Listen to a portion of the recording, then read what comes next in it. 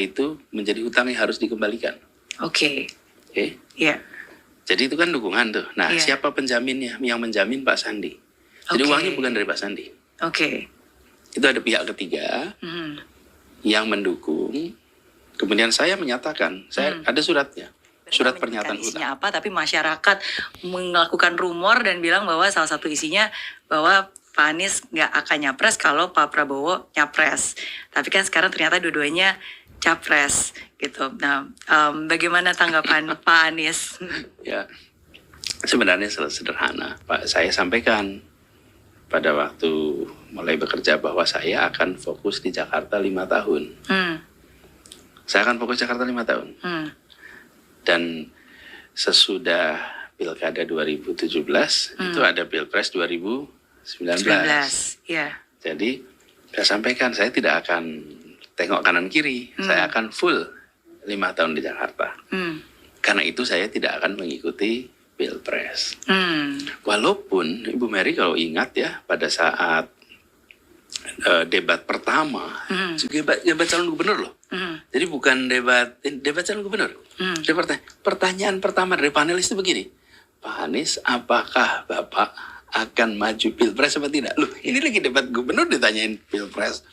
Saya bilang, no, saya akan di Jakarta. Dan itu rekamannya ada, namanya juga debat kan dan rekamannya. Jadi sesederhana itu. Tuntaskan 5 tahun, sesudah itu kita nggak tahu apa lagi yang terjadi. Saya tidak tahu apakah saya akan kembali mengajar, apakah saya akan meneruskan di pemerintahan. Kalau meneruskan di pemerintahan, apakah tetap di Jakarta, apakah untuk tugas yang berbeda. Jadi kita komit 5 tahun dan komitmen itu saya pegang. Jadi ketika di tahun 2018 saya diajak untuk menjadi wakil pasangannya Pak Prabowo, saya sampaikan juga kepada beliau, Pak Prabowo, terima kasih atas undangannya, ini sebuah kehormatan, tetapi saya punya komitmen untuk menyelesaikan di Jakarta selama 5 tahun. Jadi saya rasa itu, dan memang kuncinya adalah menyelesaikan janji dengan warga Jakarta. Karena janji saya dengan warga Jakarta banyak. Saya tanda tangan tuh kontrak-kontrak politik dengan warga jaringan rakyat miskin kota, dengan kampung akuarium, dengan masyarakat kaki lima, itu semua janji-janji yang saya harus tunaikan. Apa yang saya harus sampaikan kepada mereka kalau setelah 1 tahun saya pergi, kemudian nanti mereka tidak lagi percaya kepada proses demokrasi, karena yang bertanda tangan untuk mengikuti pemilu begitu saja meninggalkan. Saya tidak mau kerjakan itu, dan itulah yang kemudian saya laksanakan. Sesudah itu selesai, saya nggak tahu berikutnya apa kan. Dan apalagi tahun 2017, dari mana kita tahu apa yang akan terjadi 5-7 tahun yang akan datang. Tapi itulah komitmennya dan itu yang dilaksanakan. Terima kasih Pak Anies sudah menanggapi dan setuju. Pak Anies sudah memenuhi janji untuk bisa menyelesaikan masa tugas sebagai gubernur, dan bahkan bukan hanya itu, approval ratingnya pun juga sangat baik. Alhamdulillah. Dan memang ketika ngobrol itu memang nggak nyebut tahun. Misalnya saya berjanji menyelesaikan 5 tahun. Tidak ada menyebut 5 tahun sampai tahun 22, kemudian tidak akan ikut 1-2 dia. Ya kira-kira nggak gitulah gitu kira-kira. Itu yang pertama, hutang janji. Yang kedua, hutang 50M.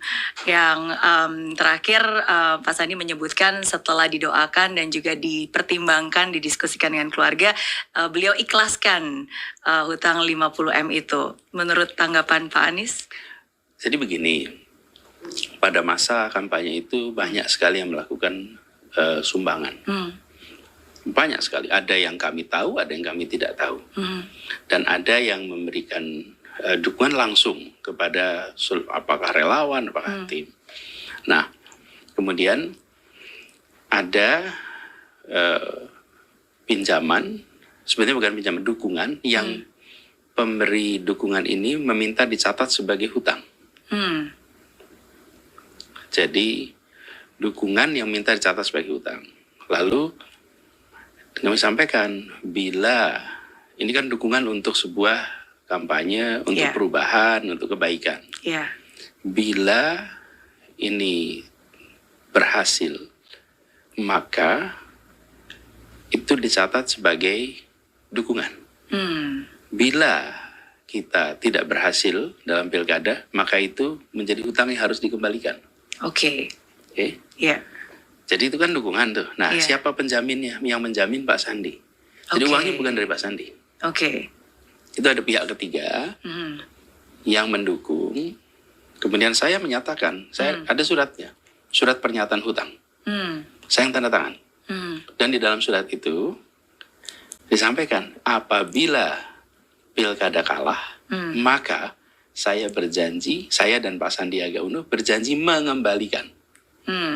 Dan saya dan Pak Sandi, Oke. yang tanda tangan saya, Iya. apabila kami menang pilkada, maka ini dinyatakan sebagai bukan hutang dan tidak perlu, jadi selesai lah. Gitu, Itu bentuk dukungan ya, dan Iya. sudah selesai, betul. Jadi itulah yang terjadi. Makanya begitu pilkada selesai, menang selesai. Selesai. Saya ingin garis bawahi, Bu Mary di sini. Kenapa kalau kalah malah bayar? Iya, kenapa?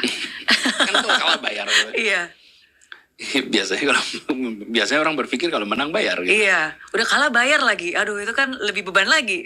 Ya biar motivasinya lebih serius. Kalau kalah maka saya akan berada di luar pemerintahan. Oke. Maka di situ saya cari uang untuk mengembalikan. Saya mungkin saya bisnis, mungkin saya usaha apapun supaya mengembalikan. Saya di luar pemerintahan. Kalau saya menang, saya masuk pemerintahan, saya tidak cari uang di pemerintahan untuk membayar itu. Iya. Ya, kalau tidak saya harus ngumpulin uang bayar hutang. Iya, Lah bukankah ini yang menjebak kita selama ini? betul. Dengan segala macam Betul. praktek-praktek fundraising untuk apa? Untuk biaya pilkada. Kemarin Iya. sebaliknya. Bila kalah maka saya di luar pemerintahan. Sah dong cari uang. Betul. Sah dong punya usaha. Betul. Tapi begitu menang saya di pemerintahan malah tidak usah. Justru itulah dukungan Anda untuk Jakarta yang lebih baik, bukan? Betul, dukungan untuk membawa perubahan Untuk membawa itu. perubahan Jakarta. Jadi mengembalikannya dalam bentuk perubahan, janji Exactly. apa yang bakal dikerjakan gitu kan? Persis. Itu mindset baru. Oke. Cuman kan itu ada perjanjian yang karena ada seseorang yang mengungkap ya sekarang kita ceritakan. Iya, Ada dokumennya. iya. Jadi kalau memang satu saat itu dianggap perlu dilihat boleh aja, tidak ada sesuatu yang luar biasa di situ. Iya. Jadi tidak ada sebuah hutang yang hari ini harus dilunasi. Nggak ada. Iya, Karena ketika pilkadanya selesai. betul. Jadi menjadi aneh gitu ketika sekarang kita bicarakan soal ada hutang yang belum selesai, sudah selesai ketika dulu. Karena perjanjiannya begitu. Terima kasih sudah memberikan Dan informasi. ini Bu Mary, saya berharap mudah-mudahan pola seperti ini itu bisa menjadi bahan referensi untuk dipikirkan. Bahwa mendukung itu untuk perubahan. Iya. Bukan mendukung sebagai investasi. Untuk nanti dikembalikan dalam bentuk privilege. Gitu, Mindset kira-kira. itulah yang harus dirubah ya. Karena banyak orang mungkin bukan apa adanya tapi ada apanya di belakang. Tapi thank you sekali lagi karena banyak kurangnya informasi membuat banyak orang itu berasumsi. Jadi dengan informasi yang sekarang saya dengar langsung dari Pak Anies Baswedan itu sangat membantu sehingga banyak orang juga lebih mengerti.